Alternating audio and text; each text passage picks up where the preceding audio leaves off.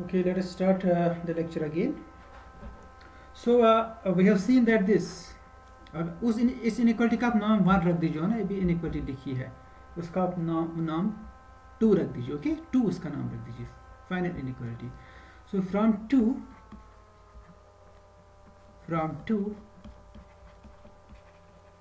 we have n factorial is greater or equal to n factorial into degree of f of, is it f, it is s, so sorry, it is degree of s over f of a1 a2 an, degree of s over f of a1 a2 an. This is so which implies that n और n को हम cancel कर सकते हैं. So that means degree of s over the field f of a1 a2 an is less or equal to 1, but it cannot be less than 1 because it is a dimension. Okay, so which means that degree of s over f of a1 a2 an is equal to 1, and which gives our s is equal to f of a1 a2 an. And also from 2 we get the following. We get f of degree of f of x1 x2 xn is over s is equal to n factorial, is equal to ये n factorial के बराबर आ जाएगा.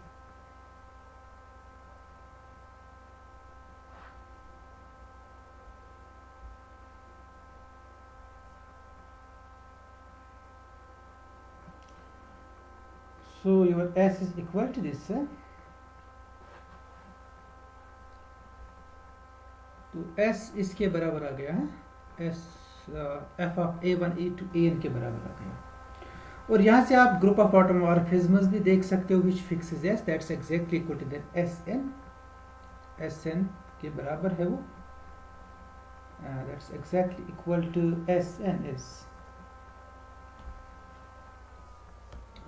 also this thing, also this group of automorphisms of the field f of x1 x2 xn, group of automorphism of this over this fixed field s, which is equal to the group of automorphisms of the field f of x1 x2 xn, which fixes f of a1 a2 an. तो जो इनको fix करे, मतलब f of a1 a2 an क्या है? It is the smallest field containing f and a1 a2 an. What are these a1 a2 an? They are the linear function, they are the symmetric functions. So this f, every element of f is actually can be expressed as in terms of symmetric functions, so which means that this group of automorphisms which fixes this, actually it's equal to sn, क्योंकि sn में ही वो सारी automorphisms है जो कि इनको fix कर रहा है. It's exactly equal to sn जो हमने ऑलरेडी डिस्कस किया है. So this proves all the parts, first, second, third and fourth. Fourth was f of x1 x2 xn is the splitting field of the polynomial p of t, वो हमने check किया.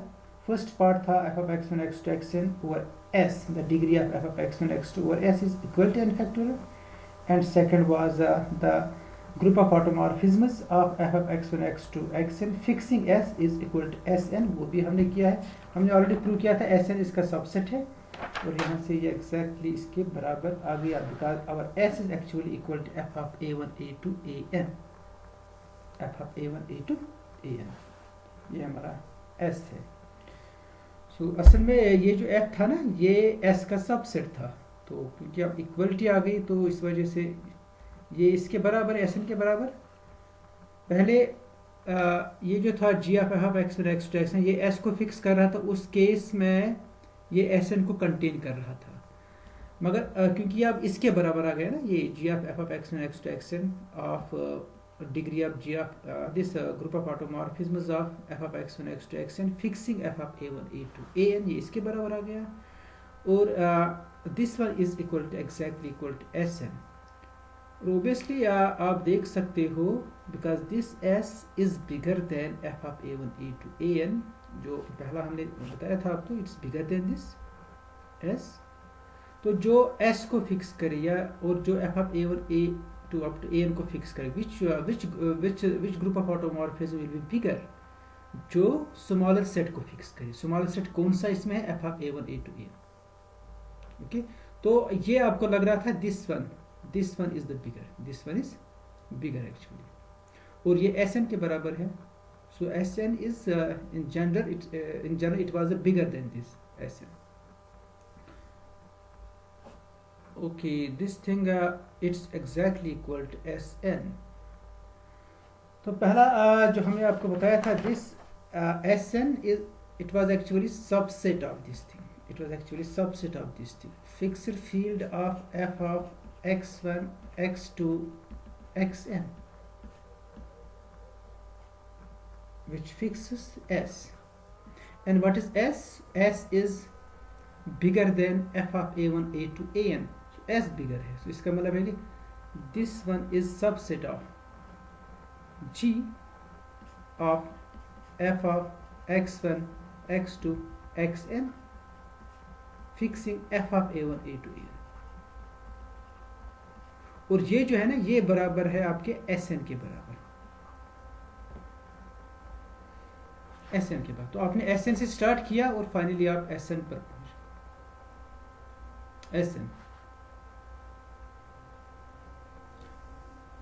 Okay, so that's why this Sn is equal to g of f of x1 x2 xn, which is fixing this S।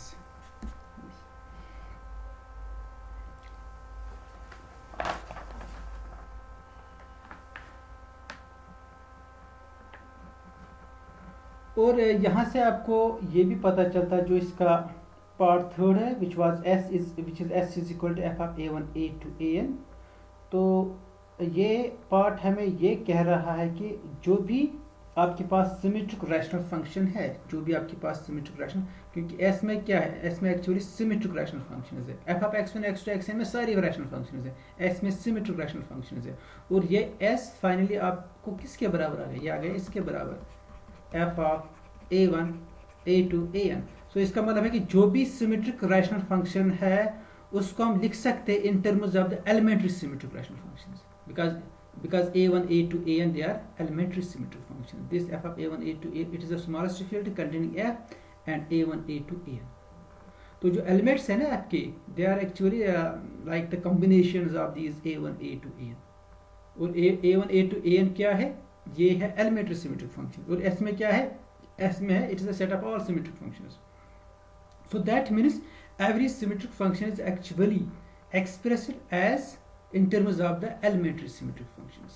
so this is very important this part second part third is very important, part third of the theorem। and this result is also known as the theorem on symmetric polynomials।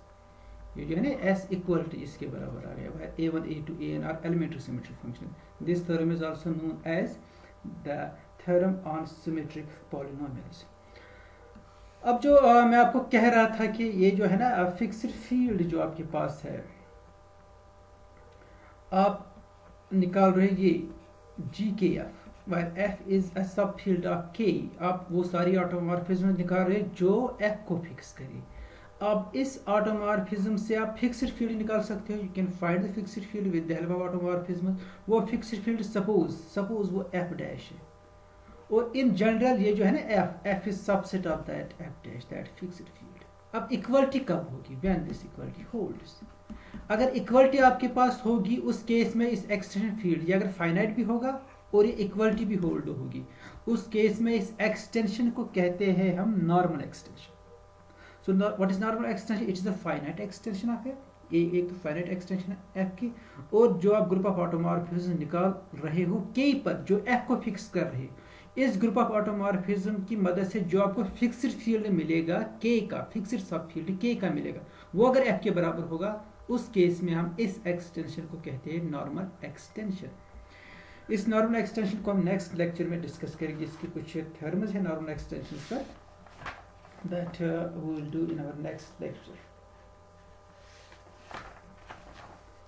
तो ये section complete होना चाहिए। इसके बाद आपका main section है solubility by radicals. तो इसमें भी 2-3 लेक्चर्स लग जाएंगे इस सेक्शन को करने में।